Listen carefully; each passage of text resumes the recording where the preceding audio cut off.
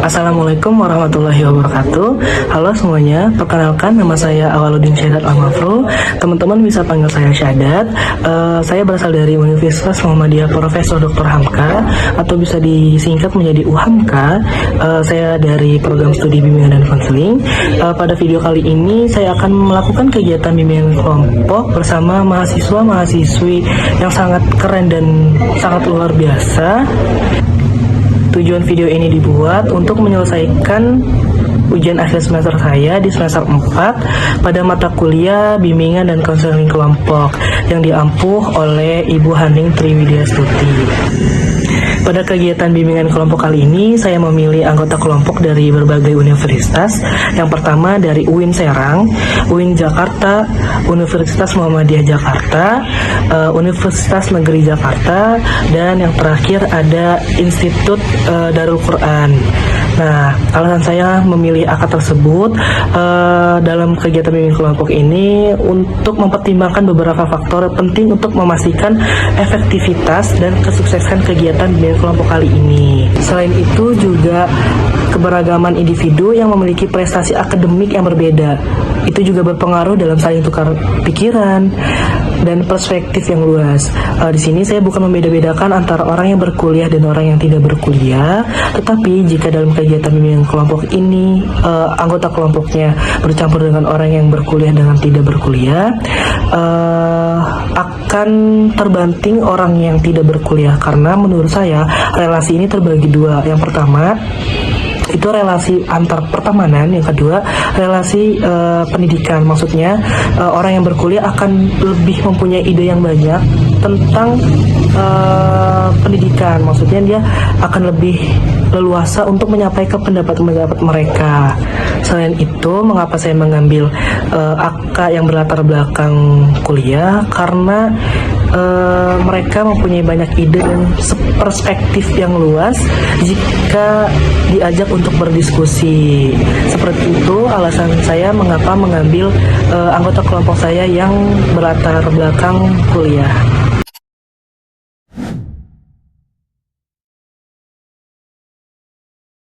Assalamualaikum warahmatullahi wabarakatuh. Waalaikumsalam warahmatullahi wabarakatuh. Selamat malam semuanya. Gimana teman-teman kabarnya? Alhamdulillah. Alhamdulillah, semoga teman-teman selalu dalam keadaan sehat walafiat. Amin. Sebelumnya saya ingin mengucapkan terima kasih kepada teman-teman karena sudah mau bersedia mengikuti kegiatan bimbingan kelompok ini. Sebelum kita melanjutkan kegiatan bimbingan kelompok ini, alangkah baiknya kita berdoa terlebih dahulu agar kegiatan bimbingan kelompok ini berjalan dengan lancar. Berdoa dimulai. Berdoa selesai.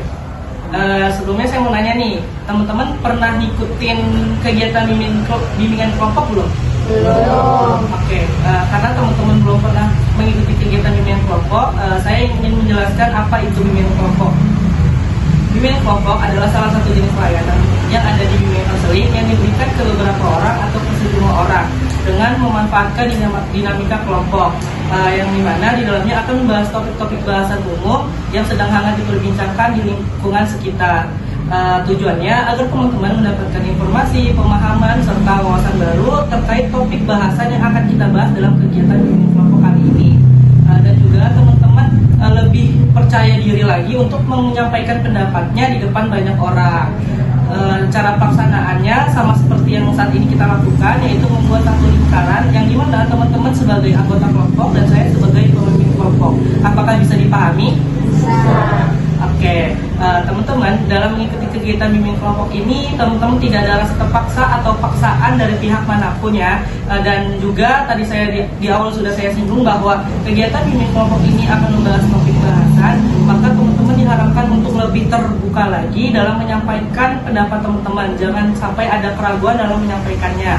Dan juga jika nanti ada informasi atau permasalahan pribadi yang terungkap disengaja ataupun tidak disengaja, maka diharapkan untuk merahasiakan permasalahan tersebut sehingga setelah kegiatan bimbingan kelompok ini tidak akan dibahas lagi. Dan jika teman-teman ingin mengungkapkan pendapatnya, diharapkan untuk mengangkat tangan terlebih dahulu jika sudah diperbolehkan oleh saya, maka teman-teman bersilakan untuk menyampaikan pendapatnya dan memakai bahasa yang baik dan sopan, serta tidak memotong pembicaraan teman kita yang sedang berbicara. Apakah bisa dipahami? Oke, baik. Karena tadi saya sudah menjelaskan apa itu bimbingan konseling dan cara-cara pelaksanaannya. Gimana kalau sekarang kita melakukan perkenalan diri, karena kan kita belum saling kenal ya. Teman-teman boleh menyampaikan nama panjang, nama panggilan, serta pencapaian apa yang bikin teman-teman bangga sama diri teman-teman. Apakah bisa dipahami? Bisa.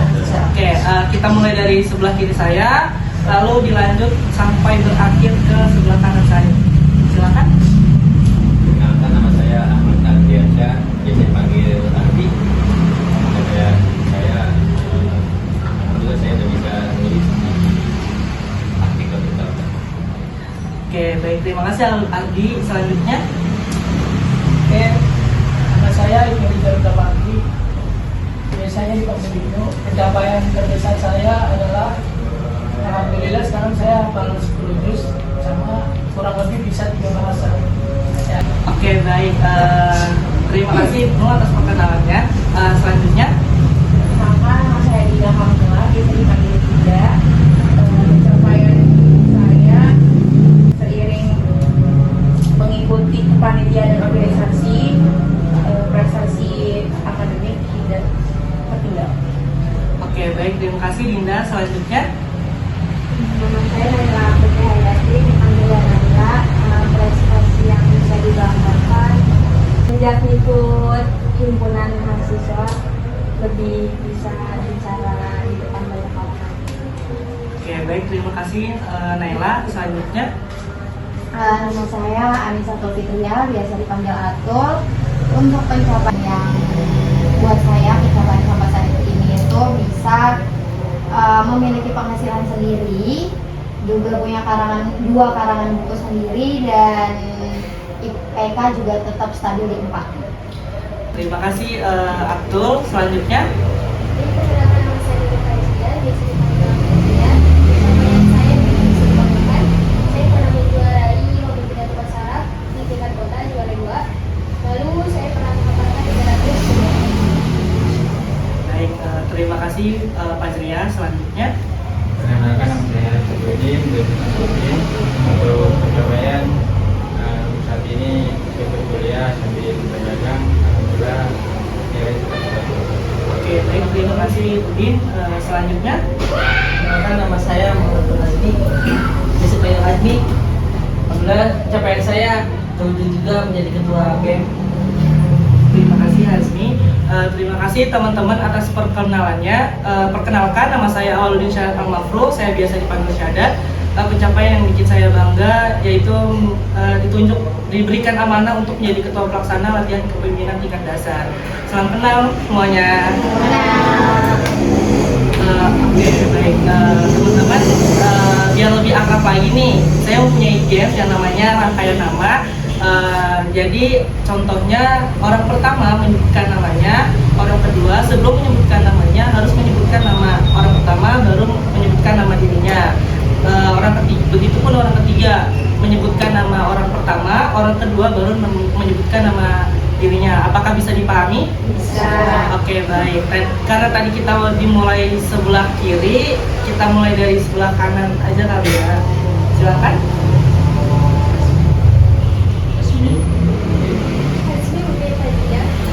Hazmi Udin Fajria Atul. Azmi Udin Fajria Abdul Naila. Azmi Udin Fajria Abdul Naila Dinda. Azmi Udin Fajriah Atul Naila Dinda Ibnu. Azmi Udin Fajriah Atul Naila Dinda Ibnu Andi. Oke, baik. Terima kasih teman-teman. Saya ulang kembali. Hazmi Udin Fajriah Atul Naila Dinda Ibnu Andi dan saya Sadar.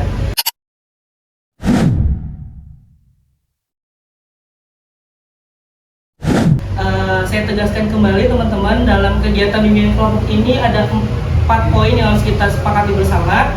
Yang pertama, teman-teman tidak ada rasa terpaksa atau paksaan dari pihak manapun. Yang kedua, teman-teman diharapkan lebih terbuka lagi untuk menyampaikan pendapat teman-teman, jangan sampai ada keraguan dalam menyampaikannya. Yang ketiga, jika ada informasi atau permasalahan tentang pribadinya, diharapkan untuk merahasiakan permasalahan tersebut sehingga tidak dibahas lagi setelah kegiatan bimbingan kelompok ini. Yang keempat, jika teman-teman ingin menyampaikan pendapatnya, diharapkan untuk mengangkat tangan terlebih dahulu dan memakai bahasa yang baik dan sopan, serta dimohon tidak memotong pembicaraan salah satu teman kita yang sedang berbicara. Apakah bisa disepakati? Bisa. Oke, baik. Teman-teman, saya ulangi kembali bahwa kegiatan bimbingan kelompok ini adalah salah satu jenis layanan yang ada di bimbingan konseling, yang dimana di dalamnya akan membahas topik-topik bahasan umum, contohnya seperti nomofobia, perilaku asertif, bahaya merokok, seks bebas, dan bullying. Tapi pada kali ini kita akan membahas topik bahasan terkait bullying, yang dimana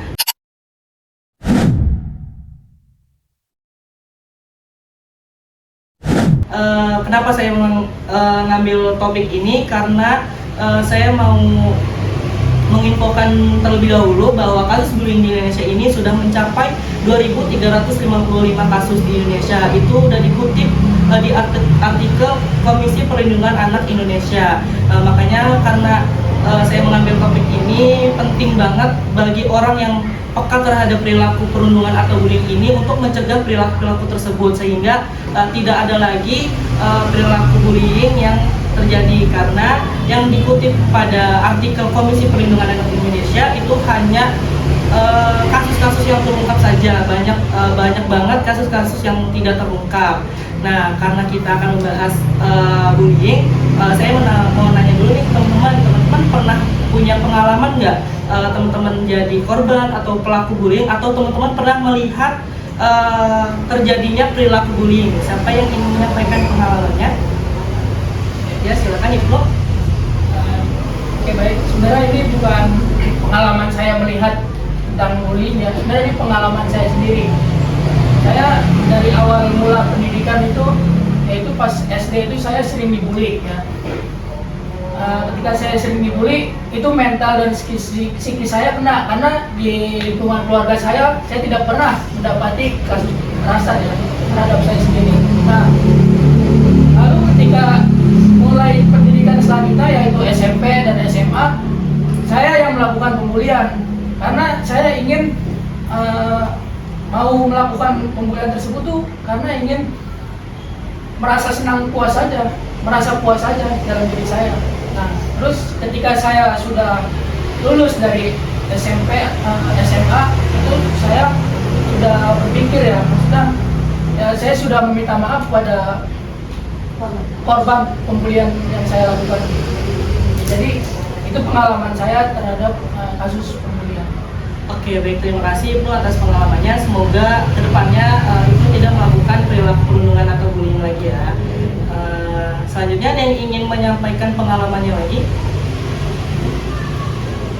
Oke, baik, karena tidak ada yang ingin menyampaikan pengalaman lagi, kita akan membahas topik bullying ini. Teman-teman tahu nggak sih pengertian dari perilaku bullying itu apa? Silakan teman-teman yang ingin menyampaikan pendapat. Silakan, Pak Julia. Menurut saya bullying itu merupakan tindakan perundungan, menyakiti orang lain dengan berbagai orang lain, baik itu dari fisik ataupun verbalnya. Kayak bullying itu bisa dengan 3 tindakan ya yang saya tahu, bisa dari fisik, verbal, dan juga sosial. Yang mana fisik itu contohnya seperti memukul, menendang, mencubit, dan lain-lain. Dan yang kedua itu tindakan verbal, yaitu seperti mengucilkan, mengejek. Terus kalau yang sosial itu menjelekan diri orang tersebut ke orang lain, yang menggunjing orang gitu. Oke, baik, terima kasih Pak Jaya atas pendapatnya. Menurut Pak Jaya, perilaku pengertian bullying itu adalah perilaku agresif yang diulang-ulang kali dengan tujuan menyakiti, mengejek, dan mengucilkan. Perilaku bullying juga, kata Pak Jaya, itu bisa terjadi dari fisik, sosial, serta verbalnya. Terima kasih Pak Jaya atas pendapatnya. Silakan teman-teman yang ingin berpendapat lagi. Mungkin saya ya, Ya, silakan. mau menambahkan sedikit Syadat terkait pendapat dari saudari Fajria tentang pembulian. Bullying sendiri itu betul kata Fajria, yaitu perilaku yang dilakukan berulang kali oleh seseorang yang merasa dirinya tinggi, merasa dirinya kuat, dan mendapati seseorang yang lebih lemah atau lebih rendah dari dia, sehingga memancing sikapnya jadi suka mengejek atau memukul seperti yang disebutkan oleh saudari Fajria tadi. Oke, baik, terima kasih Atul atas pendapatnya. Menurut Atul, pengertian dari bullying itu kurang lebih sama kayak Fajria, bahwa perilaku bullying itu bisa diulang berulang kali. Mereka merasa dia bisa mengucilkan, terus menyakiti dengan cara menonjok atau memukul ya. Terima kasih Atul atas pendapatnya. Silakan teman-teman yang ingin berpendapat lagi. Ya, silakan, Udin. Saya hanya ingin menambahkan dari saudari Fajria dengan saudari Atul. Tadi kan sudah sangat terperinci ya, bahwasanya bullying itu perbuatan tercela atau tidak baik. Seperti tertera dalam Al-Quran, surah Al-Hujurat ayat 11. Saya bunyikan artinya saja ya. Untuk memenuhi waktu juga, hai orang-orang yang beriman, janganlah sekumpulan orang laki-laki merendahkan kumpulan orang lain. Boleh jadi yang ditertawakan itu lebih baik dari mereka, dan jangan pula sekumpulan perempuan merendahkan kumpulan lainnya. Boleh jadi yang direndahkan itu lebih baik, dan janganlah suka mencela dirimu sendiri, dan janganlah memanggil dengan gelaran yang mengandung ejekan. Seburuk-buruknya panggilan adalah panggilan yang buruk sudah iman, dan barang siapa yang tidak bertobat maka mereka itulah orang-orang yang zalim. Terutama seperti pada anak-anak dan usia-usia remaja yang biasa dilakukan. Mungkin Oke, baik, terima kasih Udin atas pendapatnya. Masya Allah banget, pendapat yang Udin sampaikan itu dari Al-Quran, firman Allah SWT di dalam surah Al-Hujurat ya, bahwa Allah melarang kita untuk melakukan perilaku bullying atau perundungan terhadap orang lain. Terima kasih Udin atas pendapatnya. Terima kasih teman-teman yang udah menyampaikan pendapatnya. Jadi betul ya teman-teman, perilaku bullying itu adalah perilaku agresif yang dilakukan oleh sekumpulan orang atau individu terhadap individu lainnya dengan tujuan untuk menyakiti, mengintimidasi, dan mengejek korban dengan sehingga korban mempunyai trauma entah fisik ataupun psikisnya, sehingga berakibat bunuh diri. Nah, karena kita sudah membahas pengertian bullying, pastikan ada faktor-faktornya nih. Apa aja sih faktor-faktor dari bullying itu? Silakan teman-teman yang ingin menyampaikan pendapatnya. Silakan, Atul. Kalau untuk faktor-faktor dari bullying itu macam-macam ya, entah dari psikologisnya, keluarganya, lingkungannya, itu semua jadi satu yang bisa menyebabkan adanya perilaku bullying, entah menjadi korban kah atau menjadi pelaku kah. Yang pertama dari keluarga sendiri, itu bisa kurangnya didikan tentang masalah bullying itu sendiri, atau di keluarga itu ada yang menjadi pelaku bullying, kemudian dicontoh oleh anaknya, kemudian lagi dicontoh oleh teman-teman di lingkungannya, dan seterusnya akan dicontoh atau menjadikan si korban itu menjadi pelaku kembali. Seperti itu untuk faktor dari keluarga. Kalau untuk lingkungan teman-teman yang toksik, tidak berpendidikan seperti tidak mengenal pendidikan, bullying itu juga bisa menjadi salah satu faktor, atau kurang pendidikan agamanya juga, seperti itu. Oke, baik, terima kasih Atul atas pendapatnya. Menurut Atul, faktor-faktor perilaku bullying itu bisa terjadi dari keluarga dan lingkungan dan teman sebaya. Terima kasih Atul atas pendapatnya. Silakan teman-teman yang ingin berpendapat lagi. saya ingin menambahkan, selain dari faktor sosiologis, jadi tadi kan sosiologisnya berpengaruh dari lingkungan ya, lingkungan toksik. Bisa juga dari faktor biologis, artinya dari faktor keturunan. Jadi bisa jadi nakal dan itu nurun ke anaknya juga bandel dan juga nakal. Jadi nurun gitu. Ada faktor biologis yang mempengaruhi dari bullying ini. Oke, baik, terima kasih Ardi atas pendapatnya. Menurut Ardi, faktor-faktor perilaku bullying ini bisa terjadi biologisnya atau keturunan dari orang tuanya. Entah orang tuanya punya pengalaman yang bandel sehingga menurun ke anaknya untuk melakukan perilaku bullying tersebut. Terima kasih Ardi atas pendapatnya. Silakan teman-teman yang ingin berpendapat lagi. Silakan Ibu. Ya, saya ingin menyempurnakan saja apa yang sudah didapat oleh saudara Atul dan saudara Ardiansyah. Ya, faktor-faktor perilaku bullying itu ya sebenarnya ada juga kaitannya dengan teori Yuri Bronfenbrenner, yaitu kalau misalkan mental atau psikis anak itu tergantung pada lingkungan sama keturunannya, faktor keturunannya. Ya, jadi menurut teori tersebut itu dari 20% itu kaitannya dengan keturunan dan 80% itu dengan lingkungan.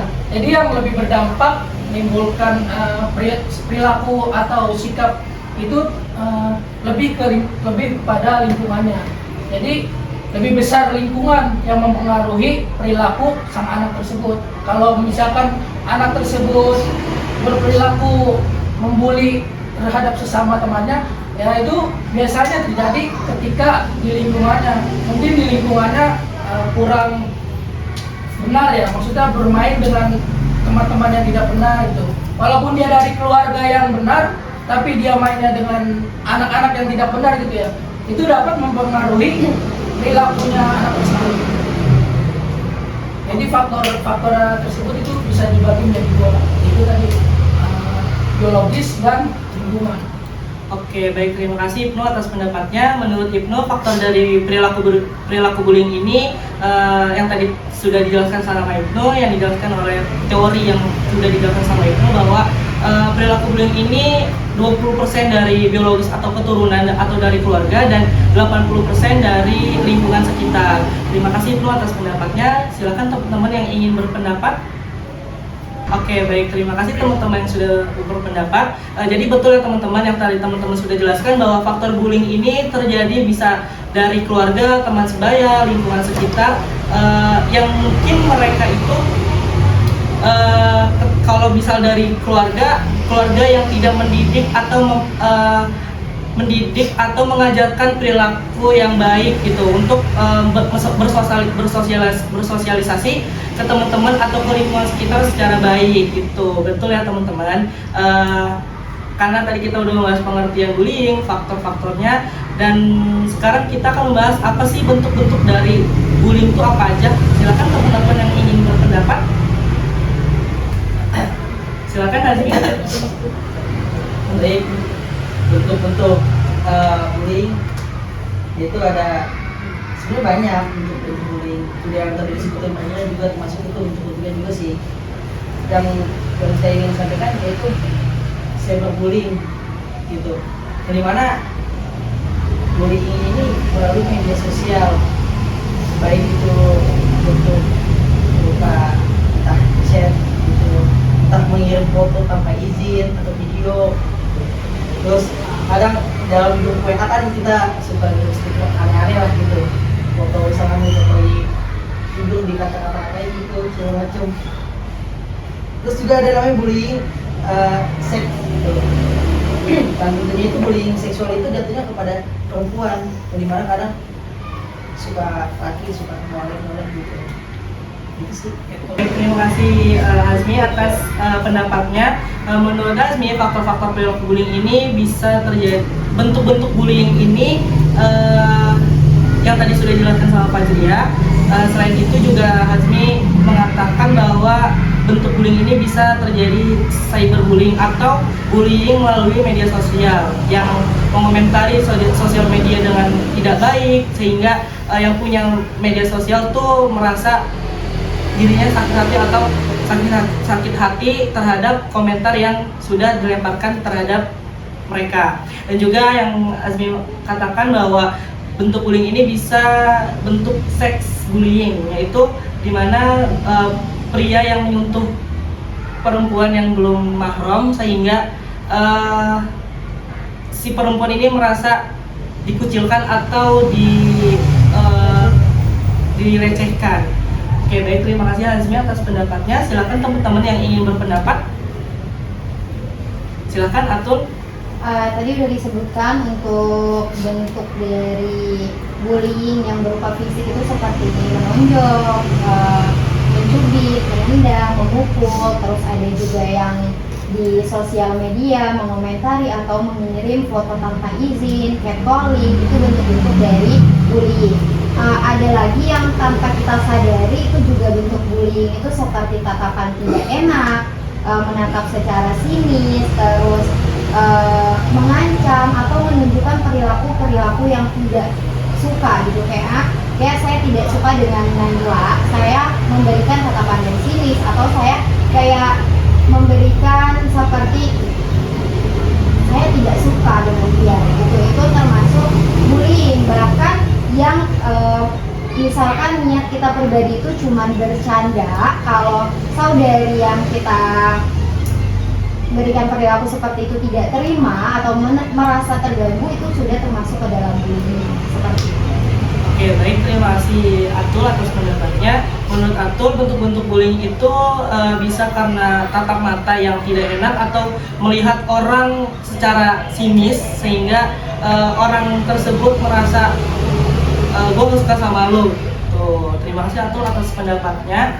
Silakan teman-teman yang ingin berpendapat lagi. Oke, baik, terima kasih teman-teman yang sudah berpendapat. Jadi betul ya teman-teman, bentuk-bentuk bullying itu bisa secara fisik, non fisik, atau cyberbullying yang tadi teman-teman sudah jelaskan bahwa bentuk bullying ini bisa kalau secara fisik menonjok, mendorong atau memukul si korban. Kalau secara non verbalnya teman-teman perilaku bullying ini menangkap secara sinis atau mengejek, menghina. Kalau misalnya dari bentuk bullying, cyberbullying itu bisa terjadi di media sosial dengan cara mengomentari sosial media orang dengan tidak baik. Oke, baik, terima kasih teman-teman sudah berpendapat. Selanjutnya kita akan membahas dampak negatif dari perilaku bullying. Nah, kira-kira dampak negatifnya apa aja sih teman-teman? Silakan teman-teman yang ingin berpendapat. Silakan Naila. Mungkin dampaknya bisa si korban ini lebih kurang percaya diri karena saya diejek sama temannya. Izin menambahkan dari atau memperjelas dari saudara Naila, itu yang dimaksud tidak percaya diri itu mentalnya terkena kenapa dia bisa jadi tidak percaya diri, bahkan apa yang bisa menyebabkan ke kehidupannya, bahkan bisa kuliahnya atau mata pelajarannya itu bisa menyebabkan itu semua. Oke, baik, terima kasih Udin dan Naila atas pendapatnya. Naila dan Udin, menurut Naila dan Udin, dampak negatifnya karena kurang kepercayaan diri ya, karena mereka kurang percaya diri sehingga dia merasa dikucilkan oleh orang-orang yang melakukan perilaku bullying. Silakan teman yang ingin berpendapat. Silakan tidak. Dampak negatif dari bullying itu juga bisa mengganggu prestasi akademik. Menurut prestasi akademik korban itu mengalami penurunan prestasi akademik karena stres atau kecemasan yang mengganggu konsentrasi dan minat belajar. Oke, baik, terima kasih Dinda atas pendapatnya. Menurut Dinda, dampak negatif dari perilaku bullying ini bisa terjadi di prestasi akademik karena korban merasa dikucilkan sehingga tidak fokus untuk belajar karena stres, karena dia dipojokkan atau dikucilkan sama si pelaku sehingga nilai pelajaran turun. Terima kasih Dinda atas pendapatnya. Silakan teman-teman yang ingin berpendapat lagi. Silakan Kak Julia. Saya ingin dampak sedikit ya. Benar tadi dampak negatif daripada pembulian itu bisa terkena mental atau psikis dari orang tersebut. Sementara yang awalnya dia menempuh perilaku yang baik, amat yang baik, karena dia dibully, yang awalnya dia menjadi korban bisa menjadi pelaku karena mental dan psikisnya itu kena. Seperti yang tadi saudara siapa? Ibnu jelaskan kalau dia itu dulu pernah yang namanya dia itu menjadi korban. Lalu ke masa berikutnya dia justru malah menjadi pelakunya karena dia merasa ingin membalaskan dendam tersebut tapi kepada orang lain. Oke, baik, terima kasih Pak Jria atas pendapatnya.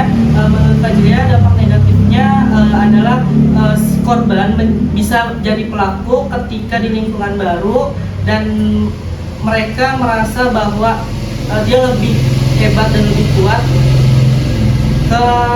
dibandingkan si korban.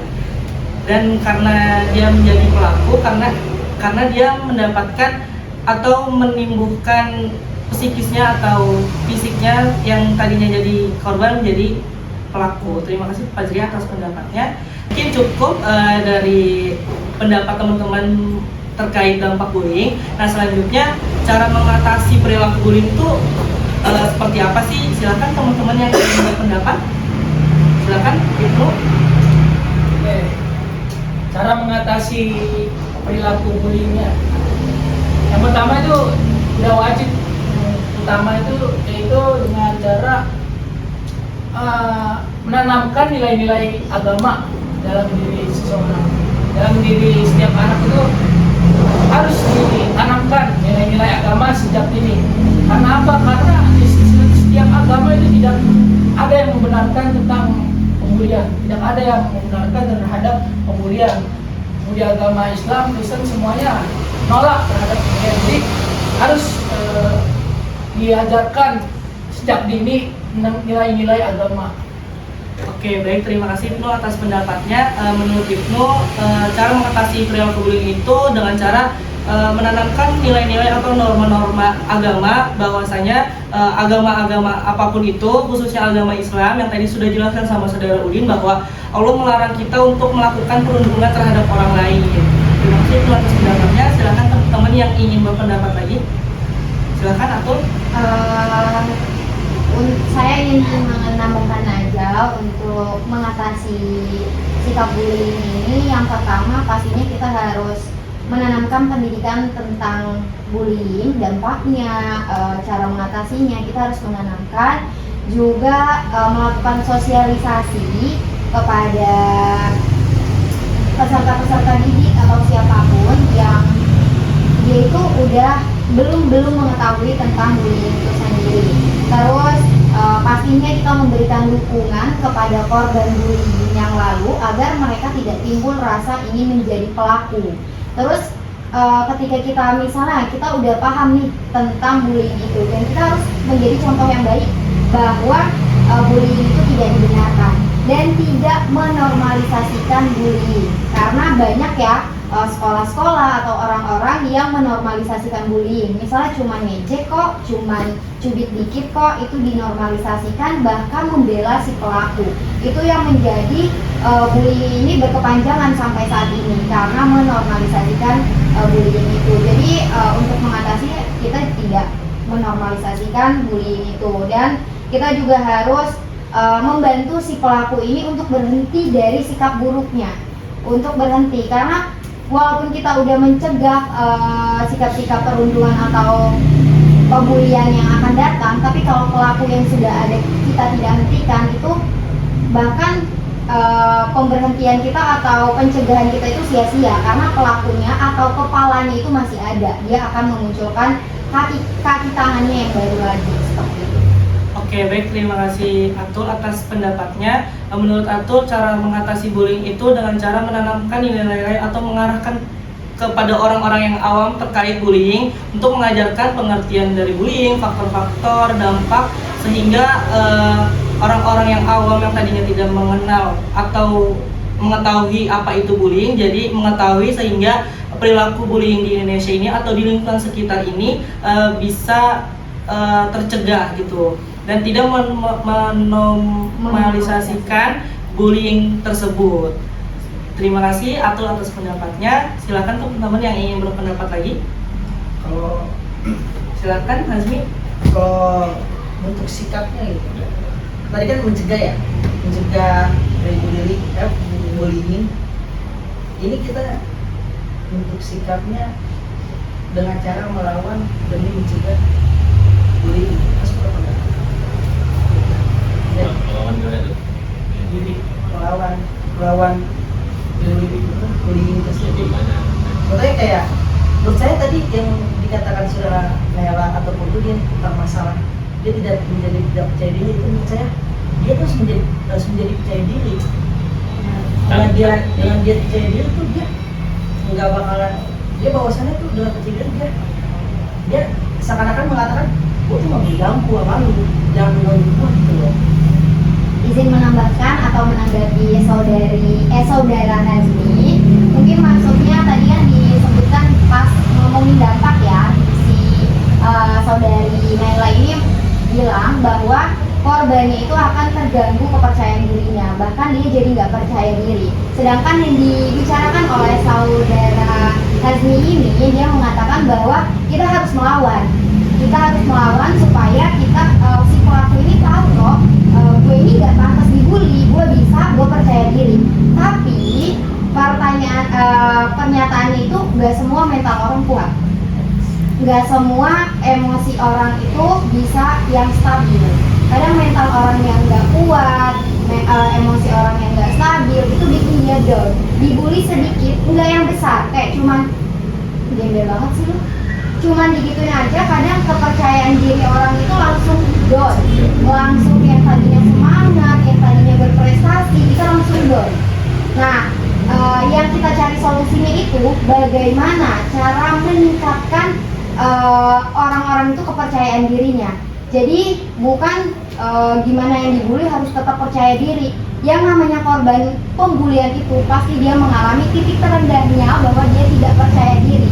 Jadi yang sebagai kita yang mengetahui tentang pembulian, kita harus tahu caranya gimana sih cara meningkatkan kepercayaan diri orang agar saat dia dibully dia tetap bisa bangkit gitu. Sebenarnya nggak ada yang salah di yang diomongin saudara Hazmi ini, nggak ada yang salah, cuman kita harus tahu nih alurnya gimana saat dibully.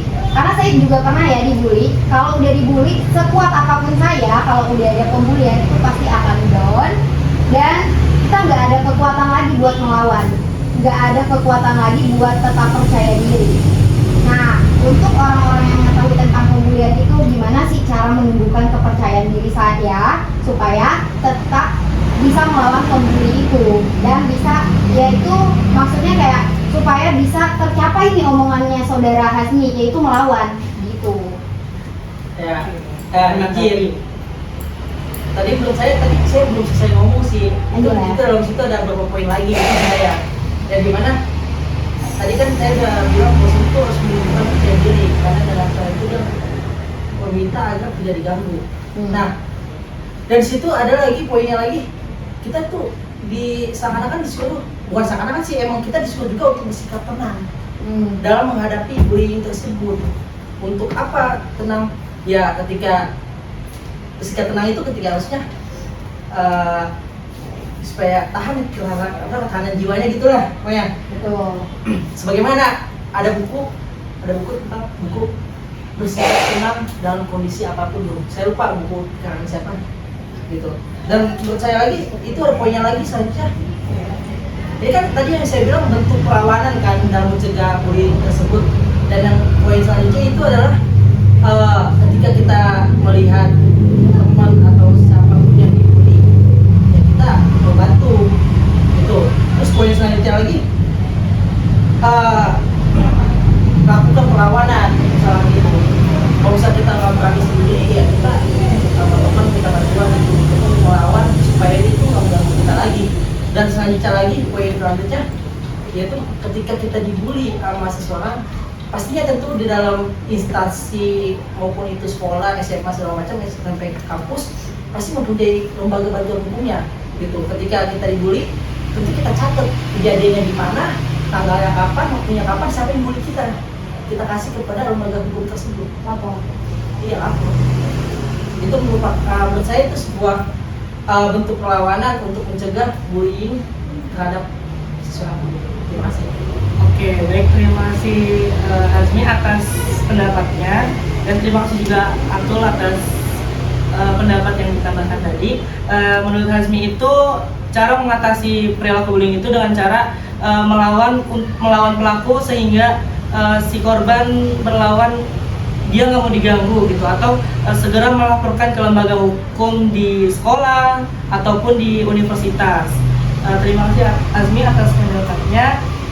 Karena tadi kita udah membahas pengertian bullying, faktor, bentuk, dan dampak serta cara mengatasi bullying, dan teman-teman kelihatannya sudah dan muat. Gimana kalau kali ini kita melakukan kegiatan ice breaking atau games nih. Jadi saya mempunyai satu games yang dimana yang namanya itu rangkaian kata. Jadi contohnya misal saya menyebutkan sungai, dan sebelah kiri saya menyebutkan air, dan sebelah kanan dan selanjutnya menyebutkan bau misal.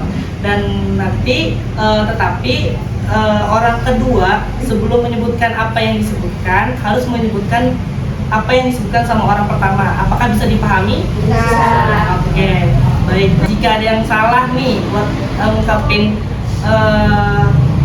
rangkaian katanya dari sebelum-sebelumnya, mau diapain? Nyanyi. Betul nyanyi. Hukumnya nyanyi. Oke, baik, karena teman-teman sepakat untuk dihukum nyanyi, kita mulai saja ya. Kita mulai dari sebelah kiri saya, silakan.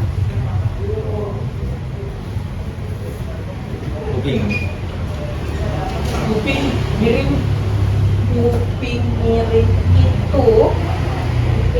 itu kura-kura. Kuping miring itu kura-kura kecil. Kuping miring itu kura-kura kecil banget. Kuping piring itu kura-kura kecil banget, panjang. Kuping miring itu Satu.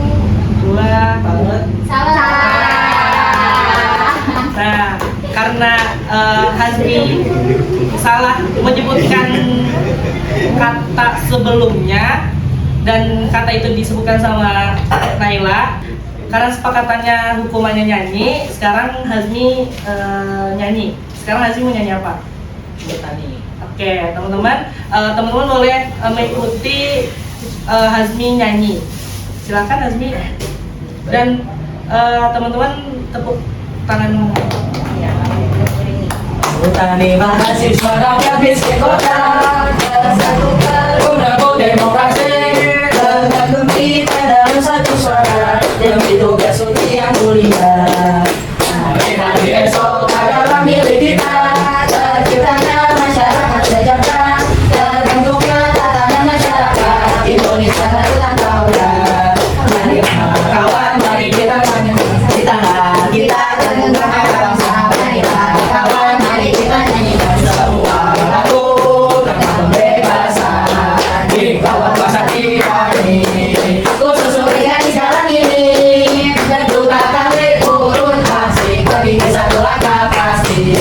Tentu tak kami turun aksi, bagi satu langkah pasti. Oke, terima kasih teman-teman. Terima kasih Azmi sudah menempati kesalahannya. Karena sudah di ujung kegiatan, sekarang saya ingin teman-teman menyampaikan komitmen agar teman-teman tidak melakukan perilaku bullying. Bisa dimulai dari sebelah kanan saya, lalu diakhiri sebelah kiri saya. Silakan, Azmi. Ya, menurut saya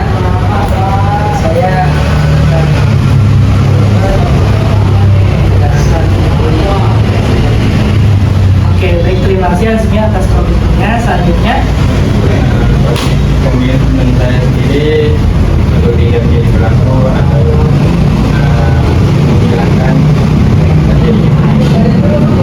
terima kasih. Selanjutnya,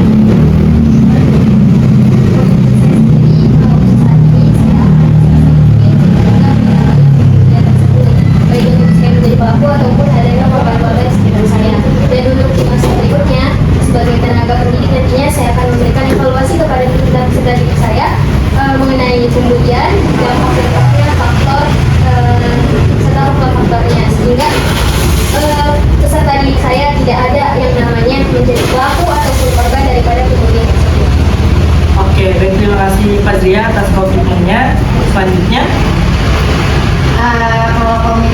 dari saya, apabila saya melihat perlakuan atau perilaku bullying, saya akan mencoba mencegah atau membantunya, entah itu membantu secara langsung ataupun membantu untuk melaporkan ke pihak yang berwajib. Dan saya juga sangat berusaha untuk saya tidak menjadi seorang pelaku bullying, dan semoga saya juga tidak menjadi korban bullying. Saya akan menanamkan pendidikan tentang bullying pada peserta didik saya, di lingkungan keluarga saya, atau bahkan anak cucu saya nanti. Seperti itu. Oke, baik, terima kasih Atul atas komitmennya. Selanjutnya, Naila. Saya berkomitmen untuk tidak menjadi pelaku, terus juga kalau menjadi itu selesai. Oke, baik, terima kasih Naila atas komitmennya. Selanjutnya, Saya berkomitmen tidak terlibat dalam hal bullying dan selalu menghargai perasaan orang lain, dan jika melihat aksi bullying, saya akan segera melaporkan kepada pihak berwenang, dan saya akan mendukung korban mengembangkan kepercayaan diri untuk menghadapi situasi sulit dan menerima perbedaan tanpa diskriminasi. Dan saya juga akan menjadi teladan dengan menunjukkan sikap positif kepada semua. oke, baik, terima kasih Dinda atas komitmennya. Selanjutnya, Tekad saya, karena saya sudah berpengalaman jadi korban maupun pelaku, jadi saya akan menghilangkan perilaku bullying, karena yang sudah seharusnya dihilangin itu perilakunya, kerjaannya, bukan pelakunya. Jadi saya akan menghilangkan seluruh jenis atau macam-macam perilaku pembulian. oke, baik, terima kasih Ibnu atas komitmennya. Selanjutnya, Saya komitmen untuk turut aktif dalam menciptakan lingkungan yang aman, nyaman, dan kondusif bagi semua individu, sehingga tidak ada terjadinya pembulian. Dan saya yakin bahwa komitmen kita ini menunjukkan sebagai rasa empati, kepedulian, dan keberanian kita untuk bekerjasama dalam memberantas dan menghilangkan bullying ini untuk membangun komunitas yang lebih baik. oke, baik, terima kasih Alfi atas komitmennya. Terima kasih teman-teman atas komitmen yang teman-teman sudah sampaikan. Semoga yang teman-teman sudah sampaikan atas komitmennya tidak hanya dibicarakan di mulut saja, tapi diimplementasikan atau dikerjakan di kehidupan sehari-hari teman-teman. Nah, karena pengen juga di ujung kegiatan,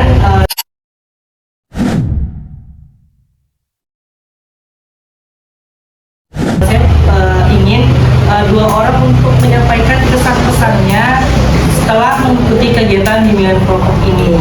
Silakan teman-teman yang ingin menyampaikan kesan-pesannya. Silakan, Abdul. Oke, baiklah, setelah saya mengikuti bimbingan kelompok ini, pesan saya cukup senang ya, saya memiliki kesempatan untuk mengikuti bimbingan kelompok ini, karena dengan adanya bimbingan kelompok ini saya bisa lebih memahami atau memahami lebih mendalam terkait pembulian ya, dampaknya, pengertiannya, cara mengatasinya atau faktornya, sehingga itu bisa mencegah atau saya mampu memberikan informasi kepada yang lain bahwa pembulian itu sangat berbahaya untuk individu-individu lainnya. Dan untuk pesannya, semoga kita masing-masing yang sudah mendapatkan cukup banyak ilmu di dalam bimbingan kelompok ini bisa menyebarluaskan ilmu yang sudah kita dapat sehingga bisa mencegah terjadinya pembulian di Indonesia. Oke, baik, terima kasih Abdul atas kesan-pesannya. Satu lagi nih untuk menyampaikan kesan-pesannya, silakan teman-teman yang ingin menyampaikan kesan-pesannya. Silakan Aldi. Mungkin kesan saya dari interaksi kita semacam ini itu memberikan kita juga berbagai pengalaman dan pengetahuan tadi, pandangan juga terkait itu. Jadi bahwa yang kenapa kita ini, dan saya sangat menghargai kesempatan ini untuk berkontribusi dalam upaya bersama melawan bullying ini. Pesan saya kepada semua orang terpanjang itu bahwa jangan sampai mengabaikan bullying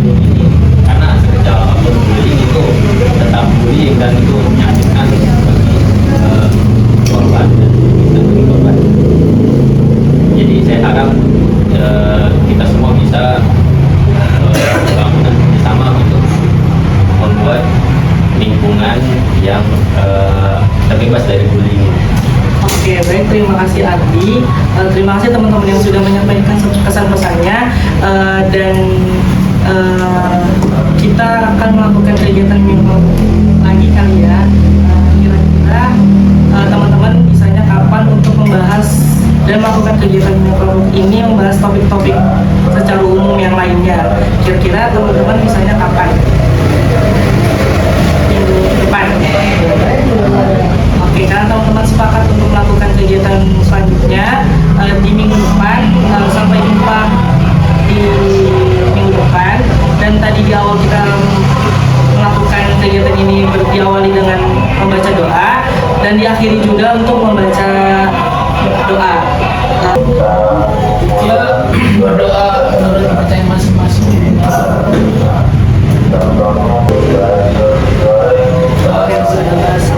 Sekian dari saya, kurang lebihnya mohon maaf. Wassalamualaikum warahmatullahi wabarakatuh. Waalaikumsalam.